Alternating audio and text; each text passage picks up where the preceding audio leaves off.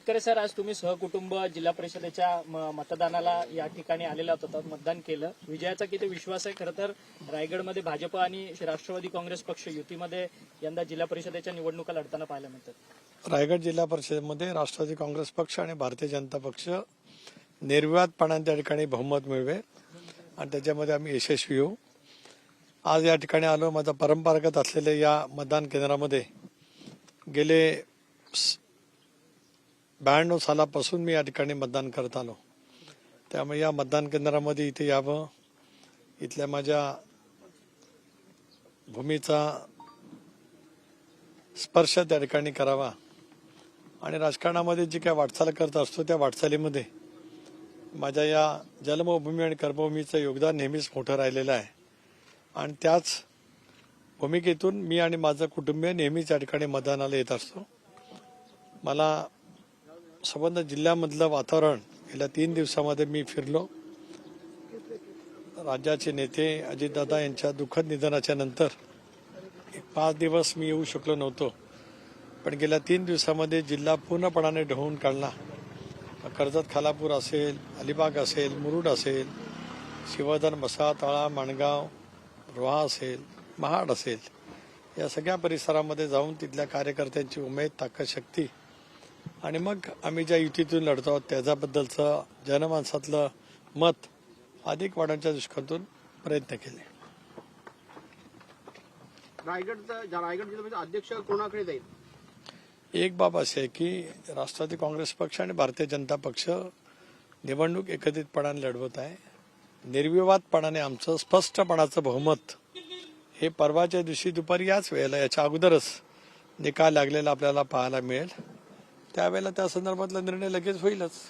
शेकापचे जयंत पाटील देखील म्हणतात की आमचाच पुन्हा एकदा या ठिकाणी अध्यक्ष बसणार आहे. दुसरीकडे महेंद्र द्रवी देखील म्हणतात की शिवसेनेचं जे काम आहे त्याच्यामुळे आमचाच या ठिकाणी अध्यक्ष बसेल. काय वाटतंय दोघांच्या दाव्यांवर? काय डॉक्टर बाबासाहेब आंबेडकरांनी दिलेल्या संविधानामध्ये प्रत्येक राजकीय पक्षाला आपापलं मत मांडण्याचा नक्कीच त्या ठिकाणी अधिकार असतो. त्यामुळे दोन्ही हे अलिबागचे नेते आहेत, त्यामुळे त्यांच्या या विधानावर ते अधिक भाष्य न केलेलं माझ्यासारख्या छोट्याशा कार्यकर्त्यांनी बरं. खरं तर रामदासभाई कदम हे शिवसेनेचे नेते आहेत, त्यांनी देखील तुमच्यावरती टीकास्त्र डागलेलं आहे. ते म्हटले की आंदोलनांना तुम्ही संपवलं आणि आता राष्ट्रवादी काँग्रेस पक्ष हायजॅक करण्याचं काम तुम्ही करतात, अशा पद्धतीने टीकास्त्र तुमच्यावर. रामदास कदमांच्या वरती, कारण त्यांचं जे गलिच्छ वक्तव्य आहे त्याबद्दल मी अधिक बोलू इच्छित नाही. कारण दगड चिखलामध्ये मारणं म्हणजे आपल्या अंगावरती चिखल ओढून घेणं. त्यांना त्यांचं करू द्या. राष्ट्रवादी काँग्रेस पक्ष हा आम्ही प्रचंड मेहनतीने दादांच्या नेतृत्वाखाली एनडीएमध्ये फारकत घेतल्याच्या नंतर विधानसभेच्या निवडणुकीमध्ये 41 जागांच्या वरती यश मिळवत त्या ठिकाणी आम्ही बहुमतामध्ये आलेलो आहोत. त्याच्यामुळे आमच्या पक्षाचा निर्णय करण्याचा आमचा अधिकार आहे. आता त्यांनी मातोश्रीला का सोडलं, इतरांची का साथ धरली, तो त्यांचा प्रश्न आहे. आम्ही कधी त्या वतीमध्ये कधी विचारलं नाही. आता अंतुले साहेबांचं दीर्घकाळ नेतृत्व, त्यांचे आशीर्वाद माझ्यासारख्या कार्यकर्त्याला मिळाले.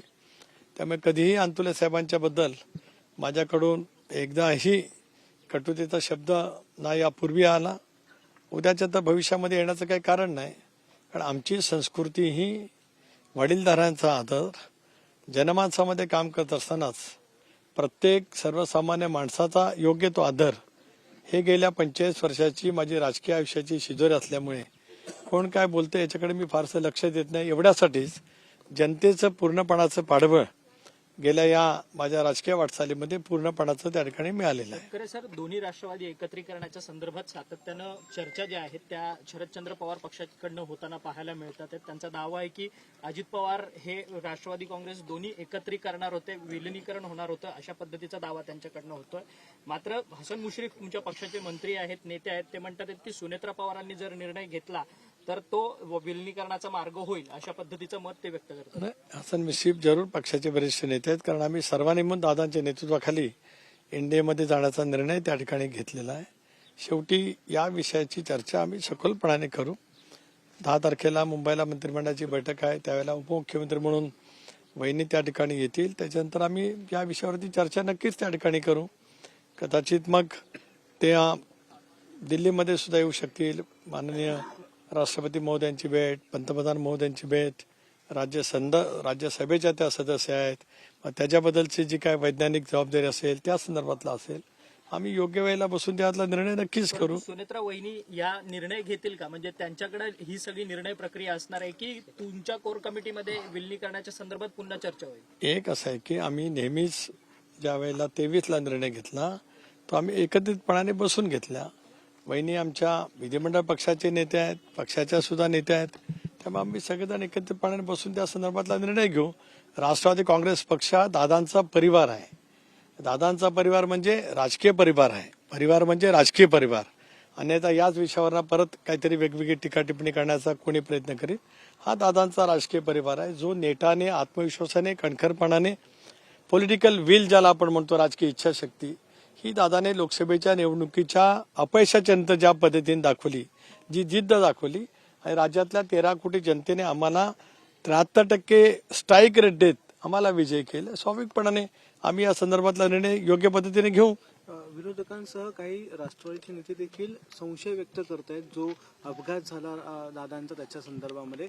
आपलं काय मत आहे? अनेक दावे मी वारंवार या बाबतीमध्ये पहिल्या दिवसापासून राज्य सरकारला, भारत सरकारला विनंती केली.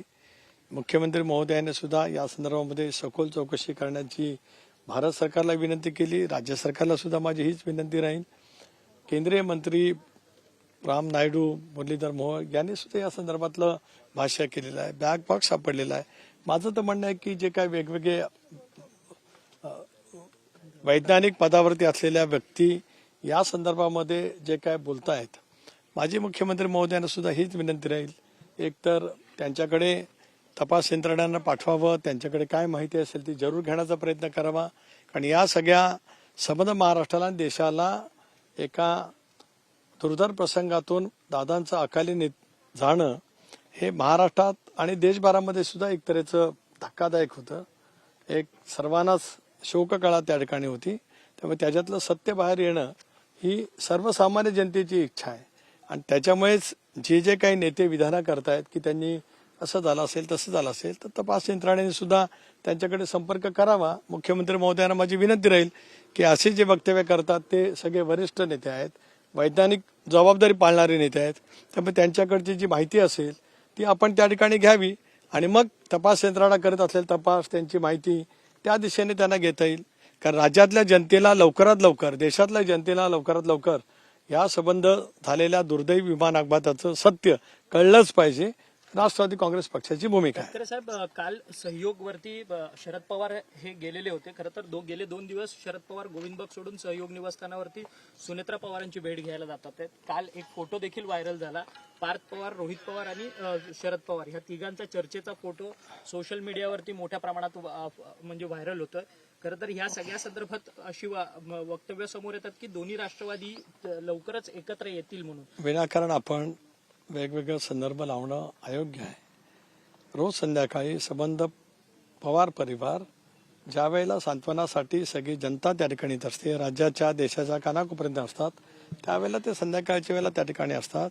आणि परिवारामध्ये चर्चा होणं याच्यामध्ये गैर वाटण्याचं काही कारण नाही. शेवटी त्या अशा प्रसंगातल्या चर्चा किंवा बोलणं, संवेदना मनामध्ये ठेवून हे आपल्या परंपरेला किंवा आपली जी काही आतापर्यंतची ज्या वेळेला दुःखद घटना घडतात, एखादी घरातला वेगळा प्रसंग असतो, त्यावेळेला कुटुंब एकत्रितपणाने बोलत असतं. त्यामुळे त्याच्यात कोणालाही वावगं वाटण्याचं काही कारण नाही. रोहित पवार पत्रकार परिषद घेणार घेणार 10 आहेत तारखेला आणि विलिनीकरणाच्या संदर्भातले सगळे पुरावे जे आहेत ते मांडणार आहेत म्हणतात. कसं आता रोहित पवारांनीच हा पक्ष वाढवलेला असल्यामुळे आता आम्ही ज्या वेळेला 41 जागा जिंकलो त्याच्यात त्यांचे कठोर परिश्रम आहेत. आणि आम्ही निर्णय वेगळा घेतल्यापासून ते नेहमीच दादांच्या वरती स्तुतीसुमनं करत आलेले होते. दादांनी म्हणजे त्यांच्या काकांनी घेतलेला निर्णय त्यांना अधिक प्रिय होता असे त्यांच्या अनेक वक्तव्यातून 2023 पासून संबंध महाराष्ट्राने, संबंध वाहिन्याने अनुभवलेला आहे. त्यामुळे स्वाभाविकच त्यांचा अधिकार मोठा आहे. सुनेत्रा पवारांना अर्थ खातं का मिळालं नाही या सगळ्या आपण आता चर्चा करू. आपण कोण स्पष्टीकरण करणार आहे? संजय राऊतांनी सांगितलं की मुख्यमंत्र्यांनी स्पष्टीकरण द्यावं की सुनेत्रा पवारांना अर्थ खातं का दिलं नाही म्हणून. संजय राऊतांना काय अधिकार आहे? आम्ही महायुतीमध्ये आहोत. महायुतीमध्ये भारतीय जनता पक्षाचे, इंडियाचे आम्ही घटक आहोत. त्या संदर्भातला निर्णय आम्ही करू. उद्या उद्धव बाळासाहेब ठाकरे या पक्षामध्ये कोणाला काय करायचं हा सल्ला देण्याचा आमचा अधिकार आहे आणि आम्ही कधी त्या विषयावरती बोलत नाही. राऊत साहेबांनी त्यांची प्रकृती लक्षामध्ये घेता थोडंसं इतरांच्या पक्षामध्ये डोकवण्याचं काही कारण नाही. राजकीय पक्षांचे जे काही त्यांना विचार असतात, कारण सकाळी 9 वाजल्याच्या नंतर त्यांची सुरुवात होत असते, त्यांचा दिवस चांगला जाओ परमेश्वराकडे प्रार्थना. सर पूरे परिवार ने आपने वोटिंग किया, क्या कहेंगे? नहीं आज मुझे ये खुशी है कि आज लोकतंत्र में जो डॉक्टर बाबा साहब अम्बेडकर ने हमको लोकतंत्र में अधिकार दिया है, जिला परिषद पंचायत समिति के चुनाव राष्ट्रवादी कांग्रेस पार्टी के हमारे कार्यकर्ता भगिनी चुनाव लड़ रहे हैं, इसके लिए उनके यहाँ आना, लोकतंत्र में अपना वोटिंग करना, ये मेरा फर्ज बनता है, मेरा और मेरा फैमिली का. लास्ट 40 साल मैं यहाँ आता हूँ और मेरा मतदान का, वोटिंग का एक अधिकार मैं यहाँ पे ही निभाता हूँ. सर अजित दादा के एक्सीडेंट के बाद कुछ इंक्वायरी होने की बात सामने आ रही है, क्या इंक्वायरी होनी चाहिए. राष्ट्रवादी कांग्रेस पार्टी की शुरू से ही मांग थी.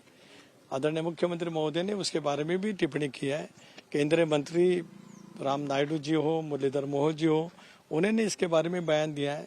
राष्ट्रवादी कांग्रेस पार्टी केवल नहीं, पूरी महाराष्ट्र की जनता, देश की जनता ये जानना चाहती है कि इस जो घटना हो गई इसकी पूरी जांच हुए और उसके बारे में जो कुछ सच है वो लोगों के सामने, देश के लोगों के सामने आना चाहिए.